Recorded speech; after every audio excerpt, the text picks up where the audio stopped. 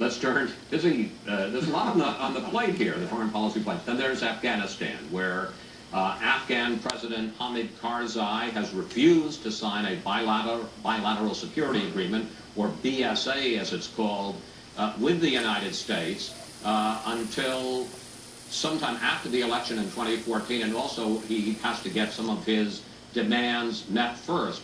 National Security Advisor, President Obama's National Security Advisor, Susan Rice, responded to that. Here she is. If the agreement isn't signed promptly, what I said to the President is we would have no choice. We would be compelled by necessity, not by our preference, to have to begin to plan for the prospect that we will not be able to keep our troops here because they will not be invited because the BSA will not have been signed. But I don't want to judge the man. I don't think his life experience has prepared him for the burdens that we and history have put on him. And therefore, I'm somewhat sympathetic, which is different than saying we should make concessions. Finally, I want to talk to you about your old place of work, the National Security Agency. Top administration officials are now talking about splitting off control of the Cyber Warfare Command, which is now controlled jointly by the head of the NSA, that make those two separate jobs because they say to give them both to the NSA director gives too much power to one man. What do you think of that idea? I actually think the idea is good, but not for the reasons the administration has put forward. This is not about the concentration of power. This is about the overburdening of responsibility. I was the director of NSA. I thought it was actually full-time day work. I don't know how you can be the Dermzek, as we called him, and a four-star combatant commander. So again, it's not about the over-concentration of power. It's just that the responsibilities have grown too great. And intelligence officials are now talking about their real concern that NSA leaker Edward Snowden may have put together something that's being called a doomsday cache of top-secret documents, much more damaging than anything he's released so far, and that they will be released if anything happens to him. Do you think that that is a legitimate and real concern? I've seen those reports, Chris. I have no reason to doubt them. Do you believe it? Again, I'm not in government. I don't know secrets, but it's the kind of thing that someone as clever as Snowden has shown himself to be would probably do. And is there anything we can do about it? Well, it's very, very hard. This is, Chris, to be very candid with you, this is catastrophic for the safety and the security of the American nation, what this very narcissistic young man has done. And to that degree, is it a good insurance policy, and should the lesson be lay off Snowden because you don't want this doomsday cache to be revealed? No, I wouldn't think that's right either. It's a little bit like negotiating with terrorists. I don't think we ought to do that either. General Hayden, thank you. Thanks for sharing part of your holiday weekend with us, and we thank you very much for your candid comments on a whole range of subjects. Thank you. When we come back, our panel joins us again to discuss U.S. policy towards Iran, China, and Afghanistan.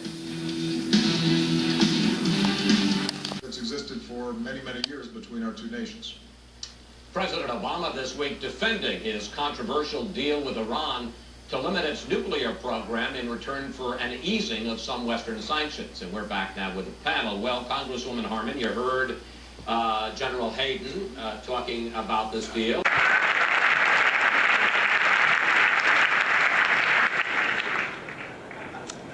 I do want to end tonight on a slightly more serious note.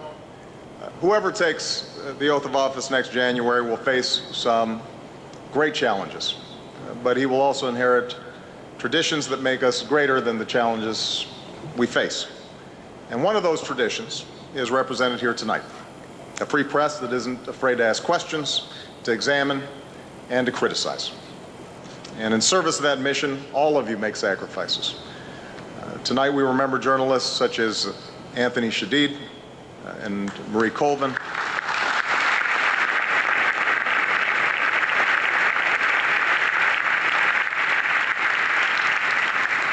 Who made the ultimate sacrifice as they sought to shine a light on some of the most important stories of our time. So whether you are a blogger or a broadcaster, whether you take on powerful interests here at home or put yourself in harm's way overseas, I have the greatest respect and admiration for what you do. I know sometimes you like to give me a hard time, and I certainly like to return the favor. But I never forget that our country depends on you. You help protect our freedom, our democracy, and our way of life. And just to set the record straight, I really do enjoy attending these dinners. In fact, I had a lot more material prepared, but I have to get the Secret Service home in time for their new curfew. Thank you very much, everybody. Thank you.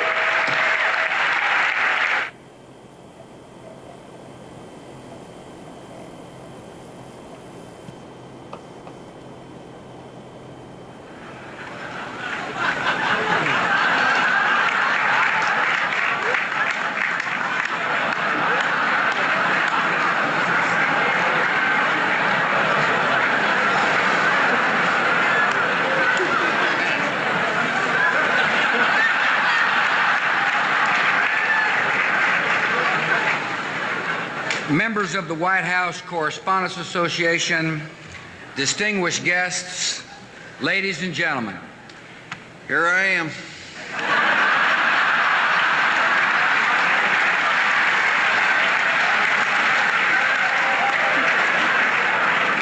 Here I am at another one of these dang press dinners. Could be home asleep. Little Barney curled up at my feet. But no, I gotta pretend I like being here.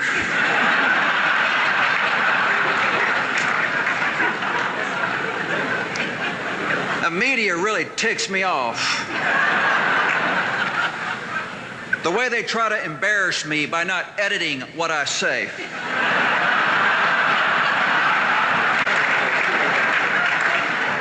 I tell you, you reporters would go nuts if you knew the true story. He was as drunk as a skunk.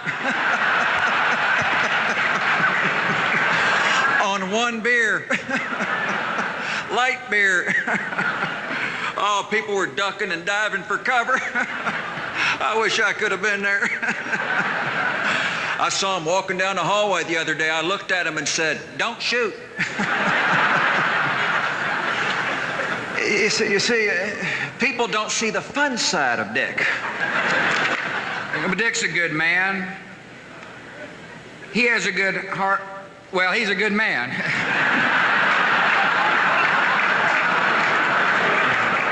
Ladies and gentlemen, I'm feeling chipper tonight. I survived the White House shakeup.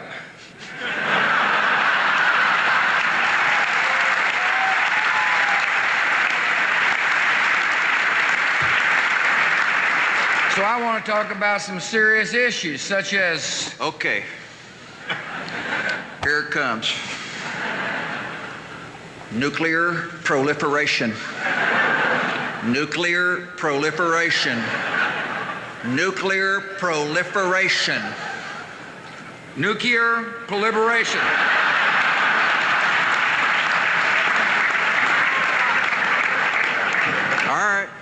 All right, maintain. Be cool. Let's give this a try.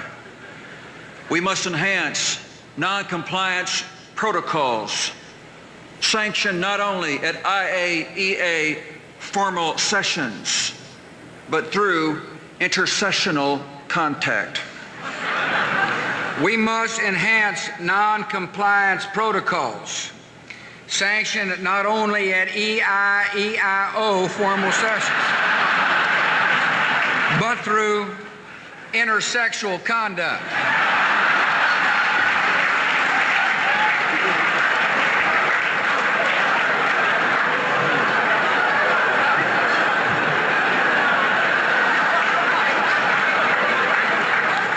Nailed it.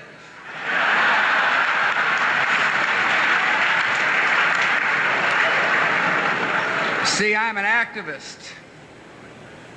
I object to those stories that say I'm a lame duck. I'm not a lame duck, I'm a sprinting duck. I'm a hustling duck. I'm a leadership of the free world duck. And I'm continuing to spread our agenda globally and around the world, as well as internationally.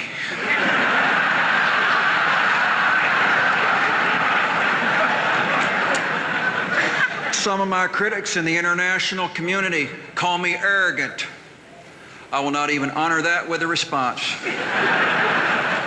Screw them.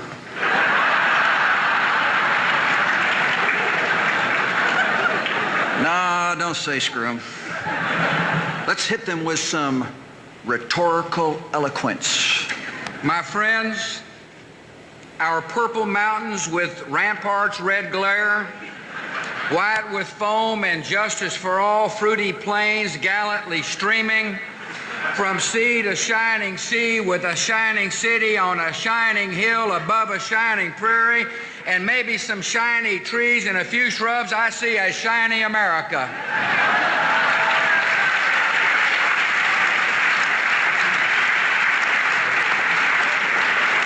Yes, my fellow Americans, in the words of Sigmund Freud, I have a dream.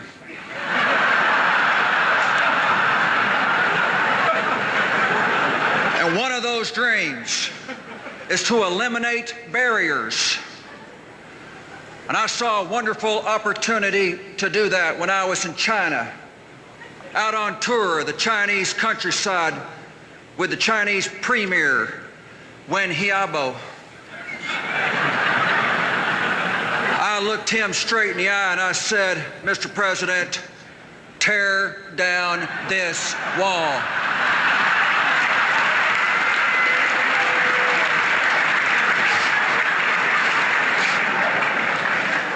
You should have seen his face. I love America because it's full of Americans. I believe we're an America that should come together, Republican and Democrat and John McCain. I believe in bipartisanship. Yeah. You see, it's like this here. We can all come together. Here's a visual. See here, looky here. See there? See, there's the church. And there's the steeple. Open the door and look at all the people. You see, they're all happy and wiggling. There's me and Senator Kennedy on the front row. You know, I couldn't have said that better myself. Yeah. Ladies and gentlemen, that ruggedly good-looking guy right there is Steve Bridges.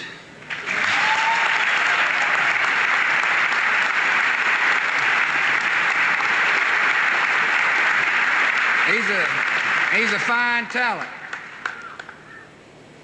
In fact, Steve did all my debates with Senator Kerry. He done most of my news conferences. Steve, I have to say, you could have done a little better in the debates. Yeah, all right. I want to thank Steve for accepting my invitation to be a part of this fun evening. As most of my predecessors have known, it's really important to be able to laugh in this job, and I thank you for giving us a chance to laugh tonight.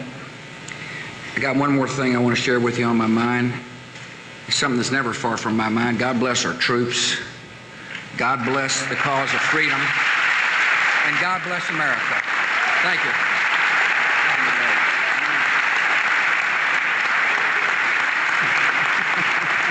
That's great. Thank you. Thanks. A lot of fun.